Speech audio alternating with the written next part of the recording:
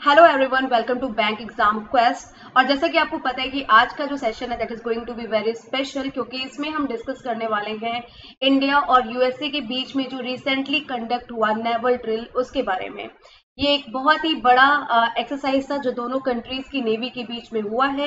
And इसे कहा जा रहा है कि एक मैसेज है चाइना को, जो भी चाइना क्लैश कर रहा है इंडिया के साथ लद्दाख बॉर्डर इशू पे, उसके लिए ये एक मैसेज है। उसको एक तरीके से इस एक्सरसाइज को पावर शो एक्सरसाइज का भी नाम दिया गया।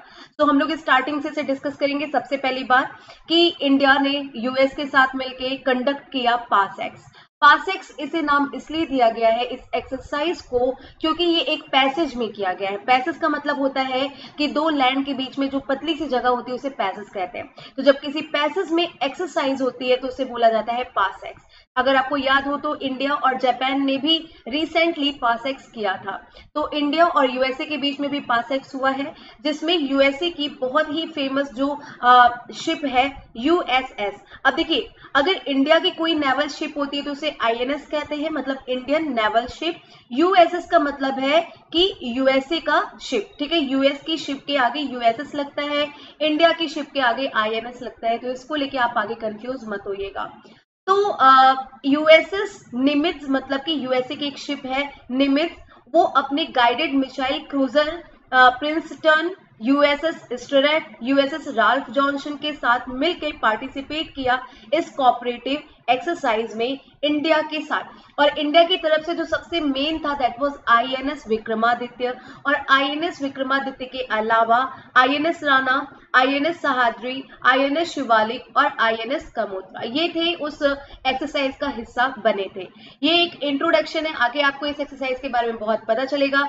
ये जो आप पिक्चर देख रहे हो ये एक वीडियो का स्क्रीनशॉट है, जो वीडियो ट्वीट किया गया है स्पोक पर्सन, जो इंडियन नेवी है उनके स्पोक पर्सन के द्वारा ऑफिशियल ट्वीट हैंडल पे, कि हम एक एक्सरसाइज कंडक्ट कर रहे हैं विद यूएसए, जिसकी ये पिक है। ओके, अब आगे देखिएगा। जैसे कि मैंने यहाँ से आपसे कहा कि यूएसएस निमित्ज, ये इतना इंपॉर्टेंट एक्सरसाइज इसलिए है क्योंकि यूएसएस निमित्ज जो है ये सुपर करियर है यूएसए का, यूएसए नेवी का, और अपनी तरह का ये सबसे अच्छा शिप यूएसए में है।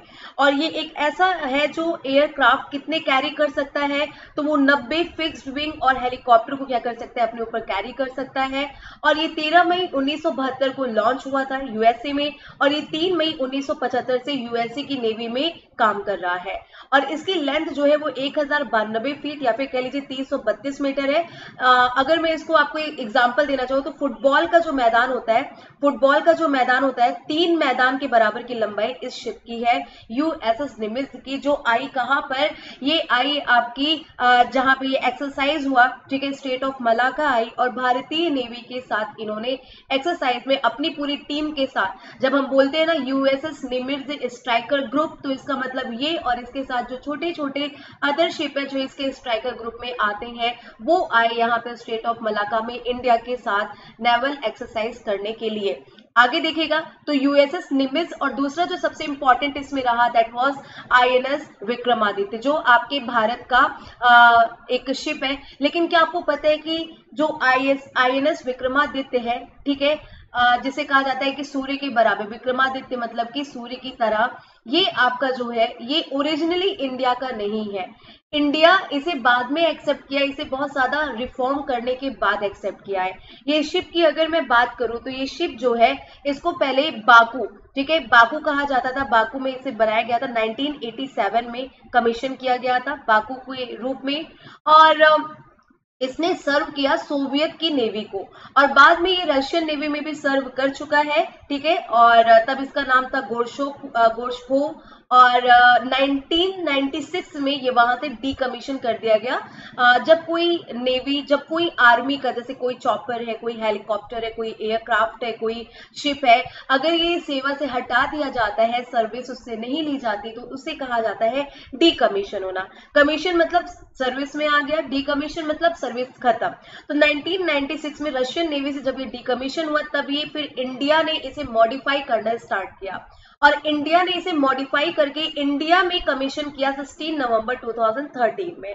और इसकी जो लंबाई है वो 283 मीटर है, ठीक है, 0.5 मीटर है, 930 फीट के बराबर।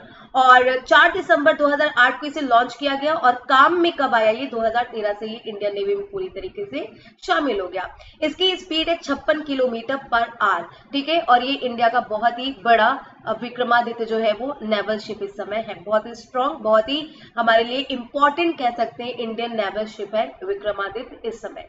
तो इस पूरे पासएक्स के जो हाईलाइट थे ना वो यही थे, एक यूएसएस निमित्त और एक आपका आईएनएस विक्रमादित्य, ये दो जो इंडिया की तरफ से सबसे बढ़िया करियर और आपका यूएस की तरफ से सबसे बढ़िया एयरक्राफ्ट करियर यहाँ पे शामिल हुए। ये तो हो गई आईएनएस और यूएसएस की बात। अब आगे बढ़ते हैं कि और क्या क्या हुआ। सबसे पहले यहाँ पे आप देख सकते हो, जो मैंने आपसे कहा आईएनएस विक्रमादित्य पहले बाकू के रूप में काम करता था, फिर ये रशियन नेवी में भी सर्व किया और तब इसका जो हुलिया था वो कुछ इस तरीके से था और फिर इसे मॉडिफाई कर करके इस तरीके का बना के तब इंडिया इसे यूज में ला रहा है, ठीक है। अब देखिएगा यहाँ पे इतना आपने समझ लिया, अब आगे समझिए कि ये आखिर हुआ कहाँ, ये सारी घटना, ये जो आपका एक्सरसाइज है जिसे पासएक्स का नाम दिया गया, ये कहाँ पे कंडक्ट किया गया। तो as I told you earlier, it was conducted in state of Malacca. State of Malacca क्या है, तो देखिए आपने जब खबर पढ़ी होगी तो आपने पढ़ा होगा कि India and US conducted navy drill in Andaman Nicobar. तो अंडमान निकोबार इसलिए कहा जा रहा है हर जगह पे क्योंकि ये अंडमान निकोबार है, ये अंडमान निकोबार है कि नहीं, ये अंडमान सी है, ये अंडमान निकोबार है जो कि इंडिया की यूनियन टेरिटरी है। तो इसी अंडमान निकोबार से जब आप आगे जाओगे, ठीक है, जब आप आगे जाओगे तो ये इंडोनेशिया है, ये इंडोनेशिया का ये पेनिसुला है, सुमात्रा, और ये क्या है, मलेशिया है। तो इंडोनेशिया और मलेशिया के बीच से जो पानी की जगह है, अच्छा आपको पता है ना स्ट्रेट किसे कहते हैं, जब दो लैंड के बीच में थोड़ी सी पानी की जगह होती है उसे स्ट्रेट कहा जाता है, ठीक है।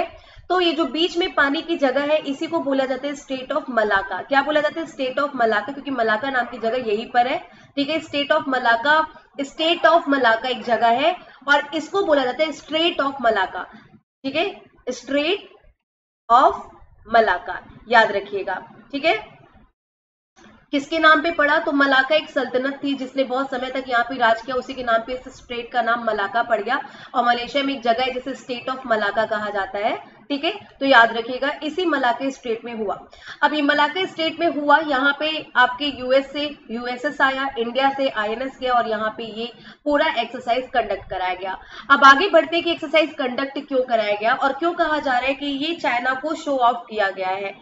बिकॉज आपको पता है कि जो आपका गलवान वैली है जिसपे कंटिन्यूअस जो इशू है वो चलता आ रहा है, किसका, इंडिया का और चाइना का क्लैश चलता आ रहा है, जो ओरिजिनली तो ये स्टार्ट हो गया था 5 मई से ही, क्योंकि कहीं ना कहीं जो पीएलए है, ठीक है, पीपल्स लिबरेशन आर्मी, जो चाइना की आर्मी है, वो कहीं ना कहीं जितने भी इधर के बॉर्डर है अलग अलग जगहों पर और इनफैक्ट यहाँ नाथुला दर्रा में भी प्रॉब्लम करना शुरू कर दिए थे। But the biggest clash held on 15 June between the two countries army. 15 जून को क्या हुआ कि पीएलए और इंडियन आर्मी के बीच में बहुत ही बुरा क्लैश हुआ 15 जून की रात को, जिसमें बहुत ही ज्यादा हानि हुई। और तो बेसिकली जब ये गलवान वैली का इशू हुआ उसके बाद इंडिया ये जो था इसके ऊपर प्रेशर रहा, क्योंकि भाई ये आपका बहुत समय बाद कुछ इस तरीके का इतना बड़ा क्लैश हुआ था, डायरेक्टली हुआ था, डायरेक्टली फेस ऑफ हो गया था दोनों देश की सेनाओं के बीच में। इशू क्या था कि ये जो डरबक है यहाँ से यहाँ पे दौलत बेग ओल्डी है, यहाँ तक के लिए इंडिया एक रोड बना रहा था, ठीक है, एक रोड बना रहा था। दौलत बेग पट्टी इंडिया के हिस्से में है, ये दुनिया की सबसे ऊंची हवाई पट्टी है। यहाँ पे अगर रोड बन जाएगी तो यहाँ पे इंडिया का आना जाना आसान हो जाएगा, क्योंकि बहुत ऊंचे ऊंचे पहाड़ और दर्रे हैं यहाँ पे, तो रूट इतना अच्छा नहीं है। और यहाँ से अगर इंडियन आर्मी यहाँ पे अच्छे से सेटल हो गई तो वो इधर पाकिस्तान की मूवमेंट और इधर चाइना की मूवमेंट पे बहुत अच्छे से सर्वेलांस कर सकते हैं। तो सडनली इसका कंस्ट्रक्शन चल ही रहा था कि एक दिन यहाँ पे देखो ये जो रेड कलर में दिख रहा है ये आपका LAC है, लाइन ऑफ एक्चुअल कंट्रोल है। लाइन ऑफ एक्चुअल कंट्रोल पे जो चाइनीज आर्मी है वो जमा होने लगी, इकट्ठा होने लगी और फिर इधर से भी इंडियन आर्मी को वहां पे ज्यादा भेज दिया गया। आशंका हो गई थी कि कुछ गड़बड़ होने वाला है, क्योंकि सडनली यहाँ पे उनके टैंक, उनके सैनिक सब आके इकट्ठा होने लगे थे LAC के पास और फिर यहाँ पे डायरेक्ट फेस ऑफ होने लगा और 15 जून को ये फेस ऑफ जो था वो क्लैश में कन्वर्ट हो गया, ठीक है। और ये आपको पता होना चाहिए हुआ क्या था 15 जून की रात को। तो 15 जून की रात को जो क्लैश हुआ, चाइनीज कह रहे हैं, चाइना कह रही है कि इंडियन आर्मी ने प्रोवोक किया था हमें ऐसा मतलब क्लैश करने के लिए, ऐसा उनका कहना है। तो 15 जून की रात में ये जो क्लैश आपका हुआ दोनों देशों की सेना के बीच में, इसमें अपने भारत के 20 जवान शहीद हुए, ठीक है, जिसमें से एक थे कर्नल और एक थे 19 जो अदर उनके साथ सैनिक थे, ये शहीद हो गए। और चाइना की बात करें तो चाइना जो है वो एग्जैक्ट नंबर नहीं बताया। चाइना ने एग्जैक्ट नंबर आज तक नहीं बताया कि उसके कितने सैनिक जो है वो मरे, आज तक उसने नहीं बताया। बट यूएसए की एक सीक्रेट इंटेलिजेंस ने पता किया, जैसे इंडियंस का कहना था, जो सैनिक जो वहां पे थे उनको तो पता ही होगा, उनके हिसाब से 40 के करीब चाइनीज ट्रूप्स जो है वो मारे गए थे इस क्लैश में। बट यूएसए की इंटेलिजेंस ने पता किया तो उनका कहना है कि 35 के अराउंड जो चाइनीज ट्रूप्स है वो मारे गए थे इस क्लैश में। तो ज्यादा कैजुअलिटीज उन्हीं को प्रॉब्लम हुआ क्योंकि इंडिया के 20 जवान शहीद हुए, उनके 35, और शायद यही वजह है कि चाइना अभी तक एग्जैक्ट नंबर डिस्क्लोज नहीं किया, because it will be embarrassing for that country, शायद ये रीजन हो सकता है। Anyway, according to USA intelligence, 35 Chinese troops were also killed in that clash. Okay, याद रखिएगा। अब आगे बढ़ते हैं। तो उसके बाद आपको पता है 5 डिकेड में ऐसा इतना बड़ा लेवल पे कभी भी दो देशों के बीच में सेना को लेकर मीटिंग नहीं हुई थी, लेकिन इस घटना के बाद चाइना और इंडिया के बीच में ये मीटिंग रखी गई, जो 5 डिकेड में पहली बार इतने बड़े लेवल पे इतनी लंबे समय तक चलने वाली मीटिंग बन गई थी। और यहाँ पे फेस ऑफ हुआ, इतनी कैजुअलिटीज हुई, दोनों देशों को देखनी पड़ी, लेकिन फिर भी चाइना अपनी हरकतों से बाज नहीं आया और चाइना के जो सैनिक थे वो पीछे हटने को तैयार नहीं थे। इंडिया ने और भी कई तरीके के स्टेप लिए, जैसे इंडिया ने 59 चाइनीज ऐप को बैन किया और इंडिया ने काफी चीजों का ट्रेड जो है वो करना बंद कर दिया, क्योंकि इंडिया कहीं ना कहीं हर्ट था, जो भी सडन वहां पे रिएक्शन चाइना की तरफ से मिला था। और इंडिया ने ये 59 चाइनीज ऐप को इसलिए बैन किया क्योंकि इंडिया के हिसाब से ये अब सिक्योर नहीं थे इंडियंस के डेटा के लिए, तो इसलिए इंडिया ने इन ऐप को यहाँ पे बैन कर दिया। और इस सब चीजों में कौन सा देश था जिसने इंडिया का सबसे ज्यादा साथ दिया? So let me tell you the name of that country is USA. Exactly, सबसे ज्यादा साथ जो है इंडिया का यूएसए ने दिया। एक समय था जब इंडिया पे कोई भी प्रॉब्लम आती थी तो सबसे आगे रशिया होता था, लेकिन इस समय में 50 सालों में बहुत कुछ बदल चुका है। पूरा जो ग्लोबल पॉलिटिकल डिप्लोमेटिक रिलेशन है, बहुत चेंजेस आ चुके हैं। आज इंडिया के साथ सबसे ज्यादा जो देश खड़ा है वर्बली भी और एक्शन करके भी, वो है USA, United state of America. Donald Trump verbally लगातार इंडिया की तरफ रहे, इंडिया के साथ रहे और एक्शन लेने के लिए भी वो हर तरीके का तैयार थे। इनफैक्ट चाइना के खिलाफ इंडिया के मामले में तो नहीं, लेकिन अलग से भी उन्होंने कई सारे एक्शन लिए।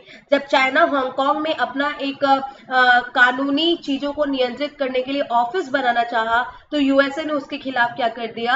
उसके खिलाफ अध्यादेश जारी किया। जब चाइना जो है चाइना की 2-3 कंपनीज पे भी यूएसए ने क्या कर दिया? बैन लगा दिया।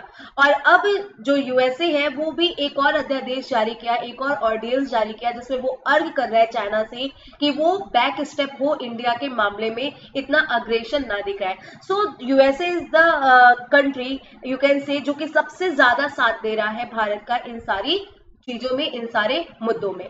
अब आप सोचोगे कि ठीक है, अब इस एक्सरसाइज का क्या मतलब रहा, क्योंकि भाई ये इशू आप समझ गए कि क्यों इंडिया चाइना से बैन रख रहा है, क्यों यूएसए इंडिया का साथ दे रहा है। अब बात यह कि स्टेट ऑफ मलाका में ही ये एक्सरसाइज क्यों की गई। तो सबसे पहली बात, स्टेट ऑफ मलाका के बारे में थोड़ी सी डिटेलिंग हम लोग यहाँ पे देखेंगे। The state of Malacca is 890 kilometer stretch of water between the peninsular Malaysia and Indonesian island of Sumatra। तो ये सुमात्रा आइलैंड, आपको पता है ये जो आइलैंड है ये भी इंडोनेशिया है, ये भी इंडोनेशिया है ना, लेकिन ये कौन सा आइलैंड है इंडोनेशिया का? ये सुमात्रा आइलैंड है। और ये आपका मलेशिया पेनिसुएला है। पेनिसुएला का मतलब क्या होता है? एक ऐसे नुकीला निकला हुआ जिसके 3 तरफ वाटर बॉडी हो। तो इनके बीच में जो एरिया आप देख रहे हैं इसी को बोलते हैं स्टेट ऑफ मलाका, जो 890 किलोमीटर तक फैला हुआ है।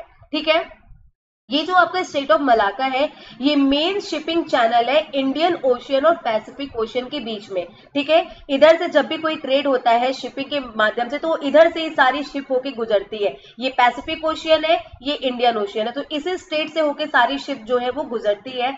और आपको पता होना चाहिए कि this is one of the most important shipping lens in the world. दुनिया में कुछ जो बहुत इंपॉर्टेंट शिपिंग कह सकते हो रूट है, उनमें से ये भी एक आता है। मतलब ये आम जगह नहीं है, इट इज वेरी स्पेशल। इसकी स्पेशलिटी अभी आपको आगे और पता चलेगी, क्योंकि ये चाइना के लिए किस तरीके से स्पेशल है। अब देखो, चाइना का जितना भी ट्रेड होता है अभी प्रेजेंट टाइम में, वो आपका स्टेट ऑफ मलाका के जरिए होता है।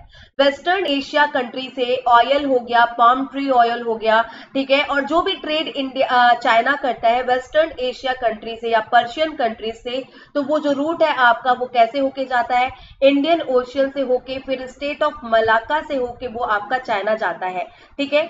आपको याद होगा हम लोग कुछ समय पहले ये भी डिस्कस किए थे कि जो चाइना है वो ग्वादर पोर्ट को बहुत ज्यादा डेवलप कर रहा है, जो कि पाकिस्तान के कराची में है। क्यों? क्योंकि अगर उसने ग्वादर बंदरगाह को डेवलप कर दिया, जो कि अभी इतना डेवलप नहीं है कि वो इतने बड़े ट्रेड को हैंडल कर पाए, लेकिन अगर चाइना ने ग्वादर पोर्ट को डेवलप कर दिया तो ये इसके जरिए पाकिस्तान से डायरेक्ट यहाँ शिनजियांग है ना, यहाँ पे शिनजियांग के जरिए चाइना में ट्रेड कर सकता है। और हाँ, ये इसके लिए बेनिफिशियल भी होगा, क्योंकि इस तरीके से जो रूट होगा वो केवल 3000 किलोमीटर लंबा होगा, केवल 10 दिन का समय लगेगा सामान वहां पे पहुंचने के लिए। और अभी जो चाइना रूट यूज करता है, जो कि 13,000 किलोमीटर लंबा है और 40 से ज्यादा दिन लग जाते हैं इसको वहां पे पहुंचने में, चाइना के शंघाई पोर्ट पे। So this is very important route for China strait, क्योंकि चाइना स्ट्रेट इस रूट से करीब 17 मिलियन बैरल पर डे जो है वो ट्रेडिंग करवाता है। So it is a very important thing कि यहाँ पे इंडिया और यूएसए अपना इसलिए प्रदर्शन कर रहे हैं, क्योंकि अगर इंडिया इस जगह को चोक कर दिया तो चाइना का जो ट्रेड है वो रुक जाएगा। कैसे रुकेगा और क्यों चोक कर सकता है? इसलिए क्योंकि इन सारे मामले में सबसे ज्यादा साथ जो इंडिया का दे रहा है वो यूएसए तो है ही, साथ ही में आपको पता होना चाहिए कि ऑस्ट्रेलिया और इंडोनेशिया जैसे देश भी इंडिया की ही तरफ है। इनफैक्ट इंडोनेशिया से तो बहुत ज्यादा सपोर्ट मिलने वाला है भारत को। तो यहाँ पे इसके बीच में इन्होंने जब ये पूरा नेवल ड्रिल जो है वो कंडक्ट किया, तो इनका मैसेज यही था कि देखो भाई, हम क्या कर सकते हैं, हम इस रास्ते को चोक कर सकते हैं। और अगर हम इस रास्ते को चोक कर दिए तो अभी आपके पास ग्वादर तो इतना डेवलप्ड है नहीं कि आप यहाँ से ट्रेड कर पाओ, आपका इधर से जाना दुश्वार हो जाएगा और आपके ट्रेड पे बहुत बड़ा फर्क पड़ेगा। तो एक तरीके से मैसेज है चाइना को कि अगर आप हमें नॉर्थ में प्रॉब्लम करोगे तो उसका जवाब हम यहाँ से दे सकते हैं। ये एक तरीके का मैसेज इंडिया ने देने का ट्राई किया किसे, चाइना को, कि भाई आपकी गर्दन हमारे हाथ में कहीं ना कहीं तो है, क्योंकि भाई सिंगल रूट है, ये सिंगल रूट है जहां से चाइना अपना अभी सारा ट्रेड संभालता है। तो इसीलिए स्टेट ऑफ मलाक्का में ये आपका जो एक्सरसाइज है वो किया गया। मैंने कहा आपसे कि इंडोनेशिया भारत के साथ है, पता है क्यों? क्योंकि इंडोनेशिया का एक बंदरगाह है, एक साबंग बंदरगाह है, जो ऑलरेडी इंडोनेशिया भारत को दे चुका है। वहां पे भारत अब दे चुका है मतलब ये नहीं कि बेच चुका है, दे चुका है मतलब कि वहां पे मिलिट्री एक्टिविटीज इंडिया के लिए ओपन है। इंडियंस वहां पे अपने ट्रूप को डिप्लॉय कर सकते हैं, इंडियन आर्मी, इंडियन नेवी वहां पे जाके अपना पूरा सेटअप कर सकती है, अपने कैंप लगा सकती है। मतलब इंडियन नेवी, आर्मी, इन सब की एक्टिविटी जो है वो वहां पे अलाउड है।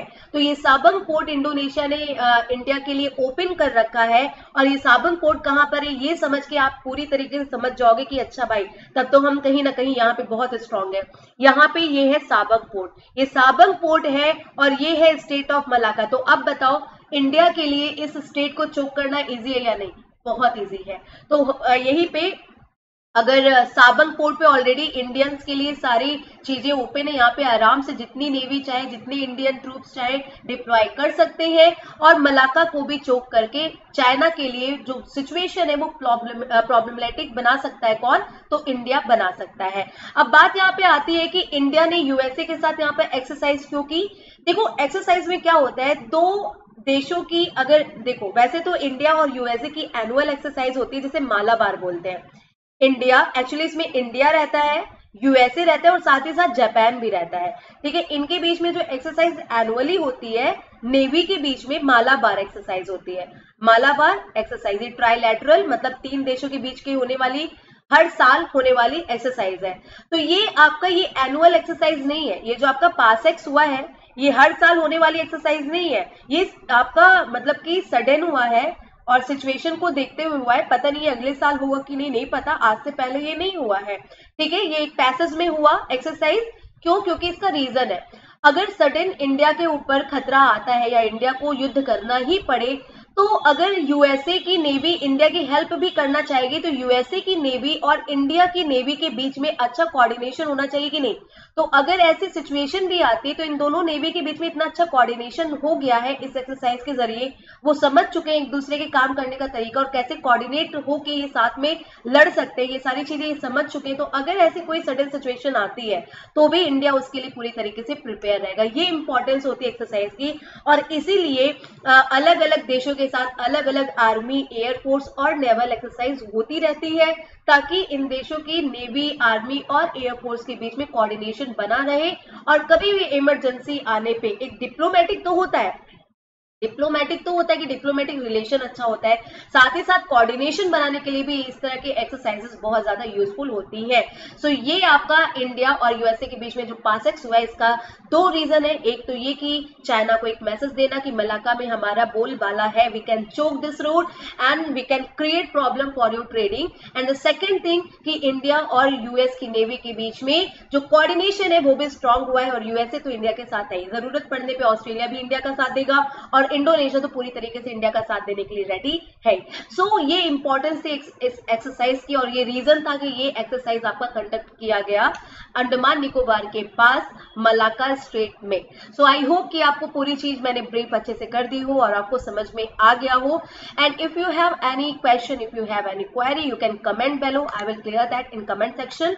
And yeah, if you want to purchase any course from Unacademy, if you want get any subscription, whether it is for SSC examination, banking examination, IIT, JEE or UPSC, you can use my code SPSHUBHI to get 10% discount. Okay, so thanks for watching this video.